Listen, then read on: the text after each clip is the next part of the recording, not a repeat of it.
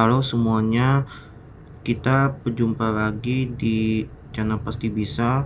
Kita bahas soal TKA Fisika SMA dari nomor 9 hingga nomor 16 sebagai part 2. Kita mulai dari nomor 9. Dua orang mencoba cara yang berbeda untuk menembak ke arah titik C ya.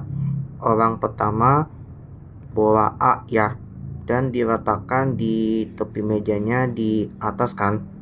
Orang yang kedua menggunakan bola B itu yang di bawah berada di lantai. Bola A dan B kemudian dihentakkan secara bersamaan pada arah mendatar. Gravitasinya di sini kan 10 meter per second kuadrat, dan gesekan diabaikan pada gambar di tengah ya.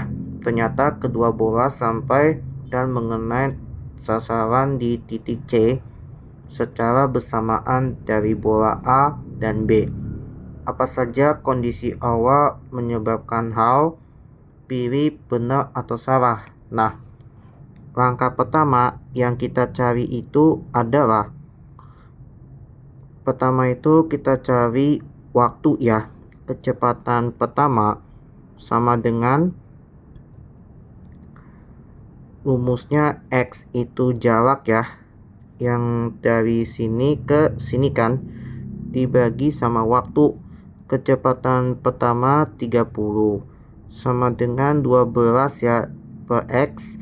Tinggal tukar luasnya jadi X sama dengan 12 per 30.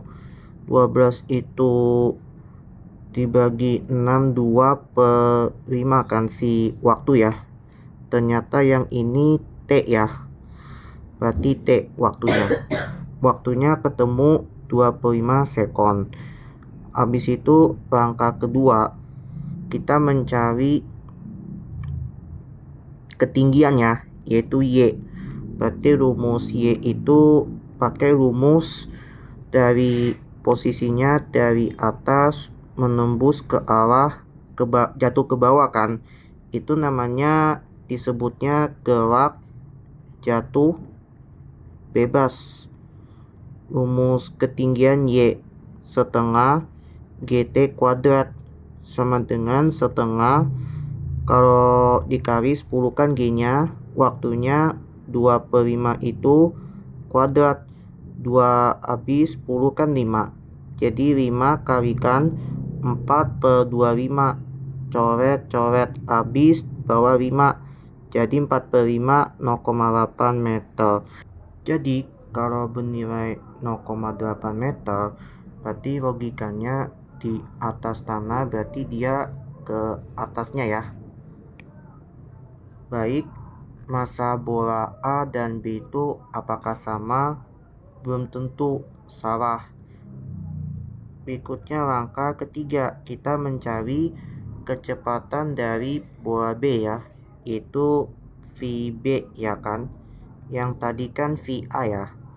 VB itu kan X per T.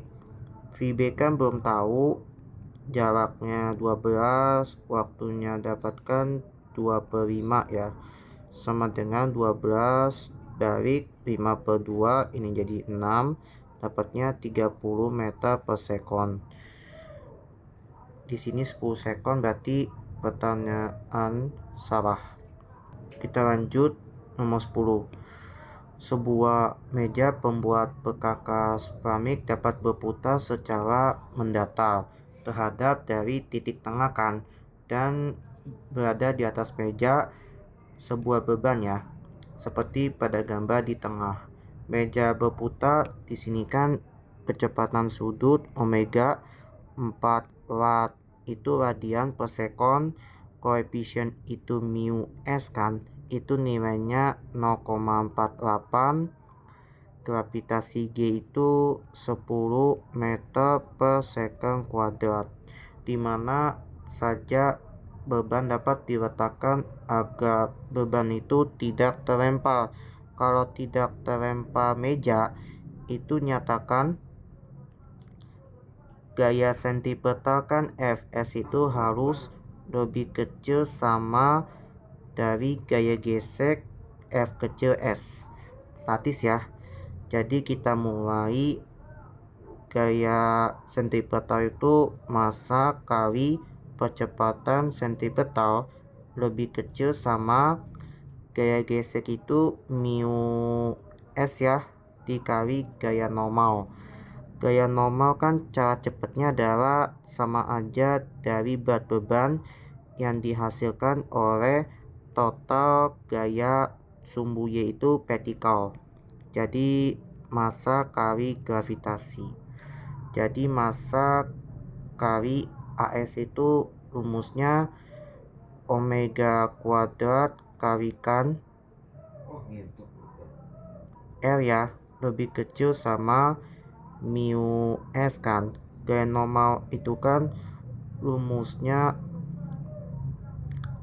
mg ya, m kiri m kanan coret, omega masukkan 4 kuadrat kalikan L lebih kecil sama mu S 0,48 kali G10 16L lebih kecil sama 4,8, L lebih kecil sama 4,8 bagi 16, maka L nya itu lebih kecil sama 0,3 meter. Kalau ubah ke senti, jaraknya L lebih kecil sama 30 cm. Berarti maksimal ya ini ya. Kalau simbol dia harus maksimal 30 ya, lebih kecil sama maksimum. Berarti pertanyaannya 30 benar, 24 benar, 16 benar, 8 benar, dan 40 tidak ya, karena syaratnya cuma lebih kecil sama. Baik, kita lanjut ke nomor 11. Perhatikan gambar planet-planet yang mengelilingi matahari kan pada gambar di tengah. Berdasarkan hukum Kepler, urutan planet yang bergerak paling cepat ke lambat. Nah, jadi rumus dinyatakan adalah hukum Kepler. Rumusnya itu adalah jarak L-nya kuadrat dibagi periode itu kan T gede pangkat 3 gitu ya. Ini rumus hukum Kepler. Ada tandanya syarat. Kemudian di sini hukum Kepler jarak akan dia tandanya itu sifatnya pembagian sebanding dengan periode. Periode itu yang T besar, yang jarak itu L kecil gitu ya. Berarti kalau misalkan apa yang kita tanya itu planet yang bergerak dari cepat ke lambat ya. Kalau misalkan planet bergeraknya semakin cepat. Kalau semakin cepat, maksudnya periodenya ya, berarti bergerak cepat ya. Kalau bergerak secara cepat, itu dihitungnya namanya periode. Berarti sebanding itu dia akan dibagi atau sama dengan ya. Berarti periode dengan jarak. Gitu ya teman-teman. Kemudian kalau periode planetnya bergerak cepat, maka planet dekat ya. Kalau bergerak semakin cepat ya, maka akan saling dekat dengan matahari. Sedangkan khusus yang planet bergerak lambat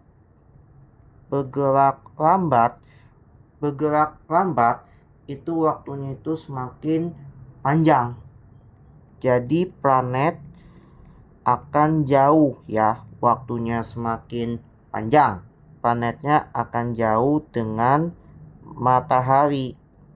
Jadi yang kita tanya itu dari cepat menuju ke lambat.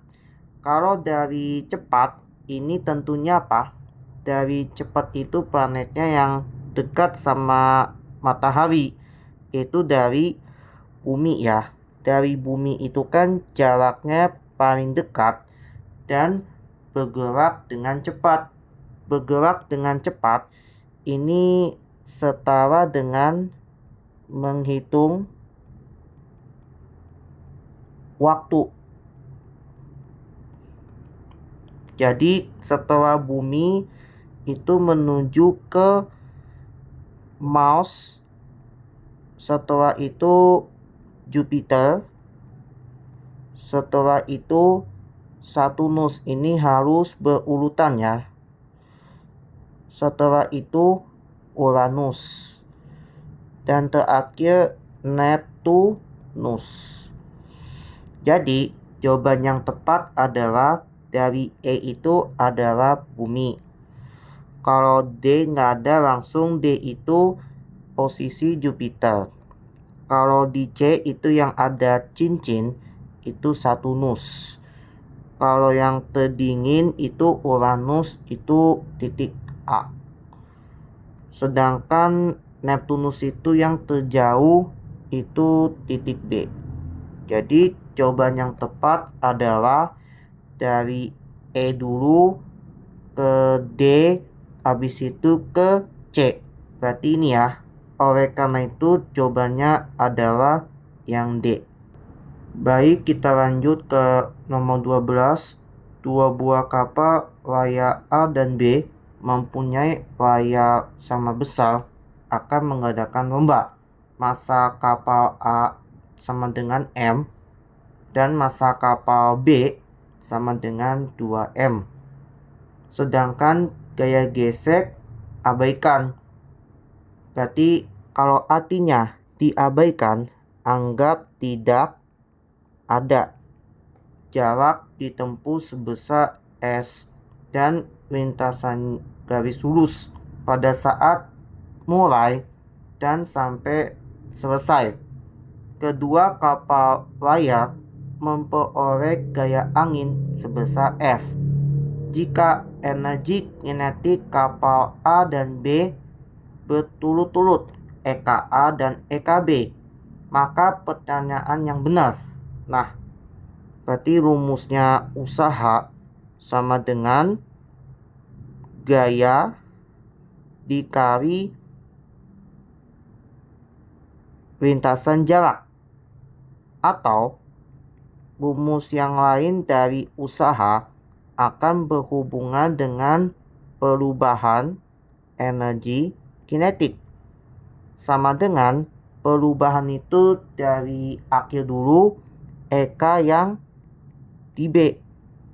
Kalau perubahan artinya selisih dikurang EK yang A. Jadi rumusnya yang di awal itu gak ada nilai karena dimulai dari start itu artinya mula. Jadi usaha rumusnya itu dia hanya EK B.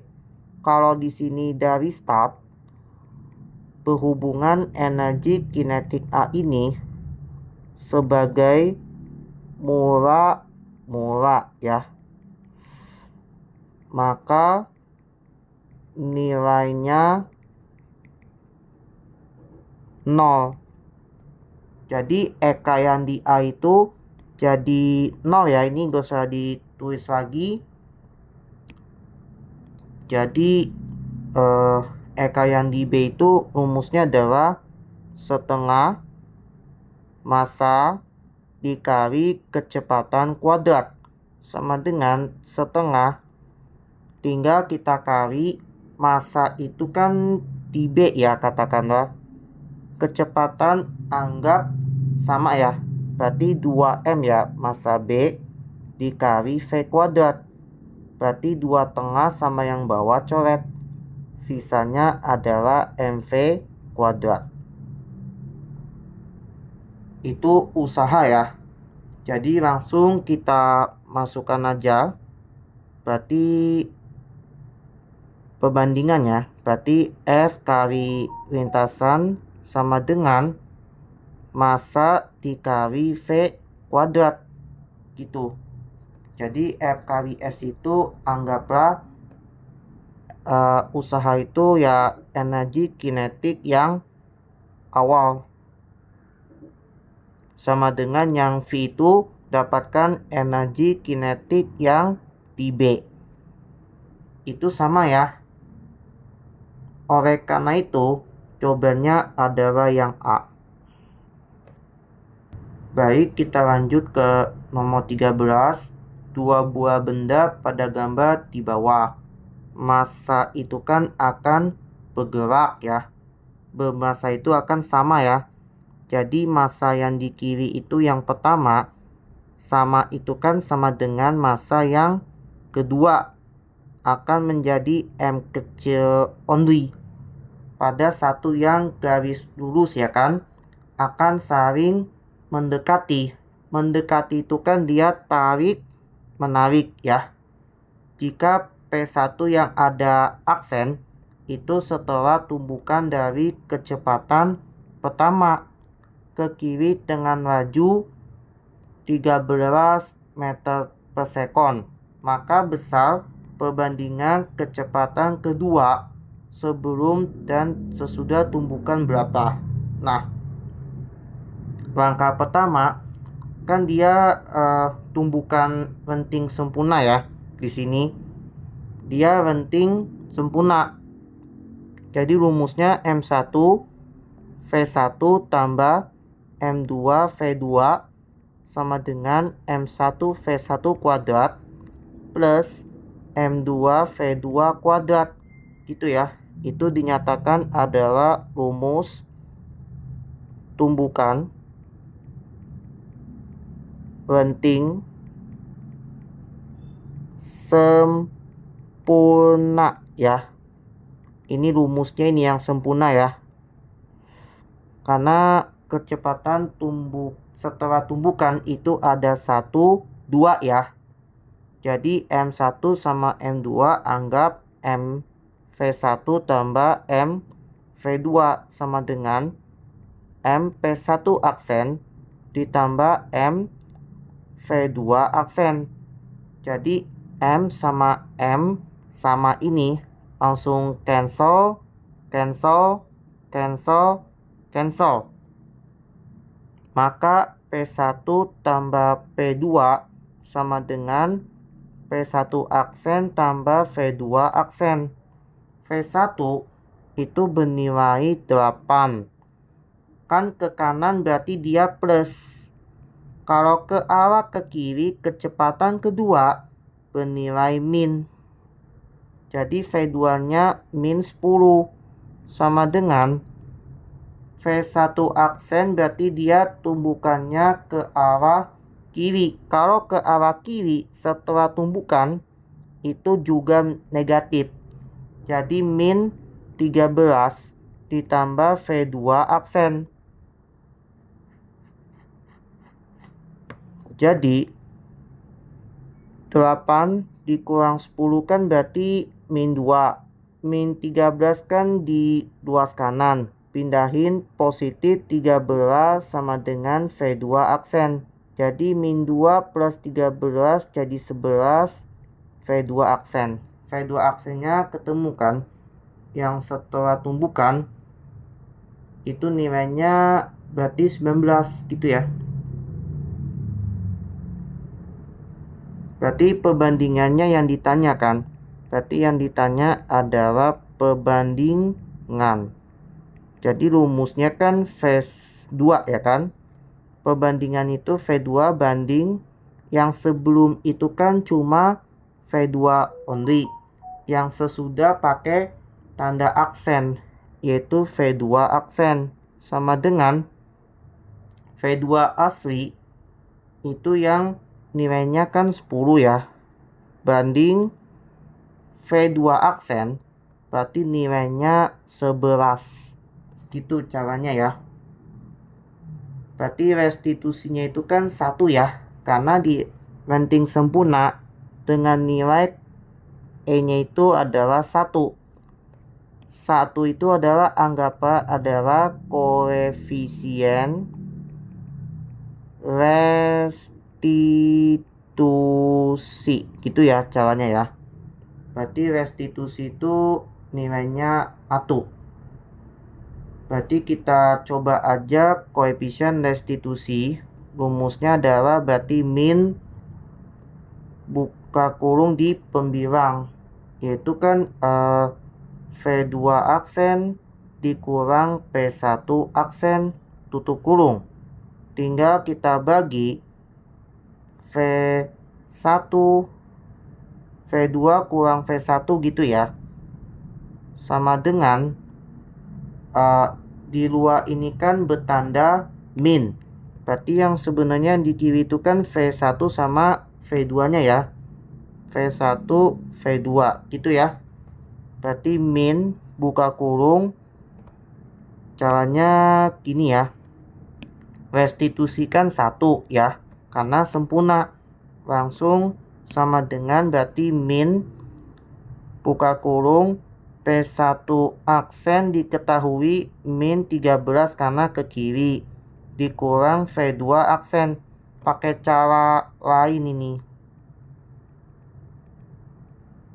jadi tinggal dibagi V2 itu min 10 ke kiri, P1 nya ke kanan, jadi langsung min 8 aja karena plus. Jadi 1 sama dengan min kali min kan 13. Min yang belakang sama min jadi plus, P2 aksen dibagi ya.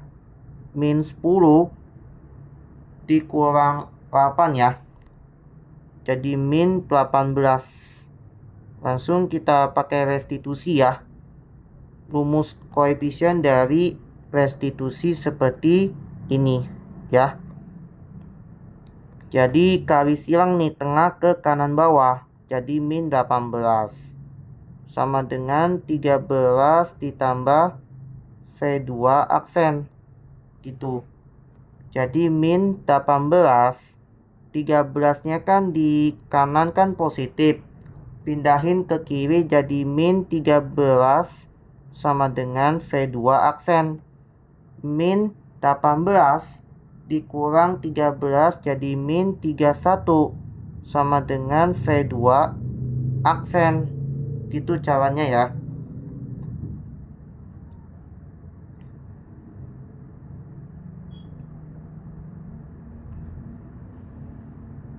Berarti dapat nih kecepatan kedua setelah tumbukan.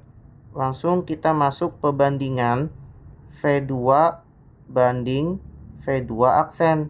V2 yang awalnya kan 10, bandingkan yang setelah tumbukan pakai yang 31 ya. Kalau 31 kan bagi 10 kan otomatis 3 ya mendekatinya ya. Jadi 10 itu kan 1 banding 31 3 kan. Dapat. Oleh karena itu jawabannya adalah yang B. Baik, kita lanjut ke nomor 14.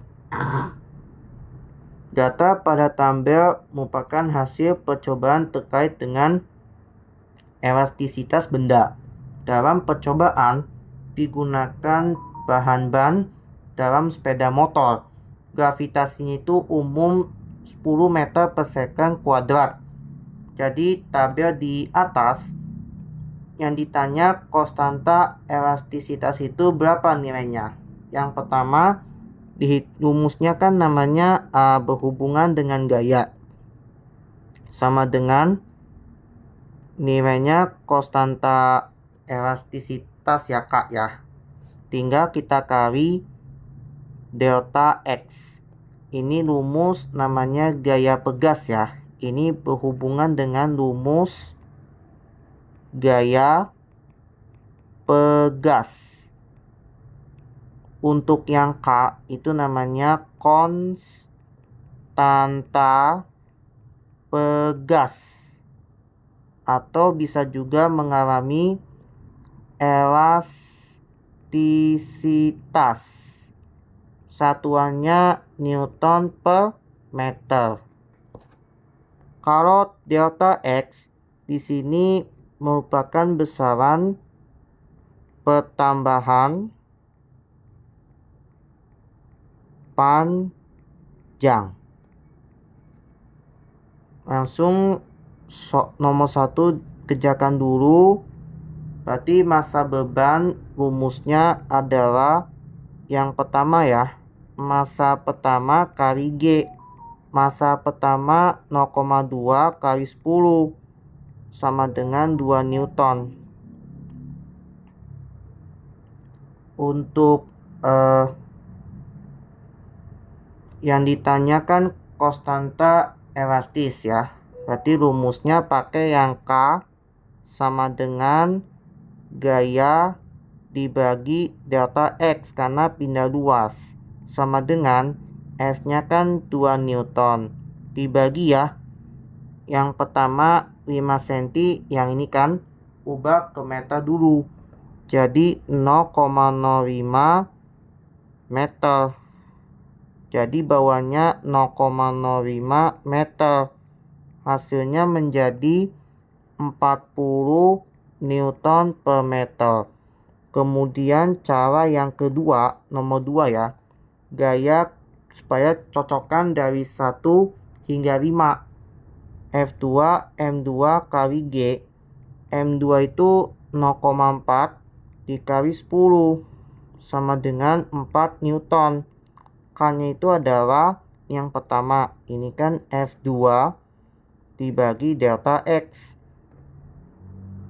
sama dengan F2 nya itu 4 Newton dibagi 10 itu 0,1 meter.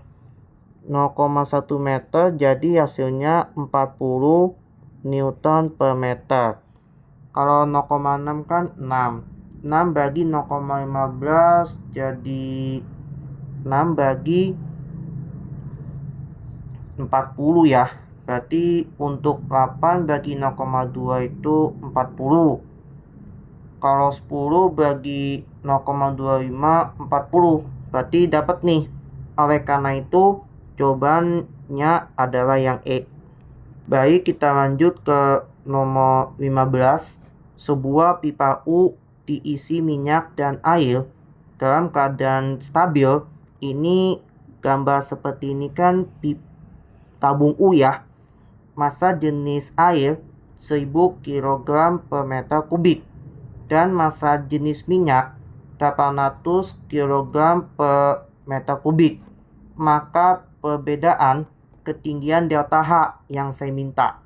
Nah, rumusnya pakai tekanan air itu akan, kalau dia stabil, anggap aja sama dengannya minyak sama air, gitu ya kan? Sama dengan tekanan minyak. Tekanan itu rumusnya pakai yang rho air dikali gravitasi dikali tekanan air dari sini sampai nembus ke sini kan, ini air ya ketinggiannya ya. Ketinggian air sama dengan karena bentuknya akan stabil, udah artinya normal.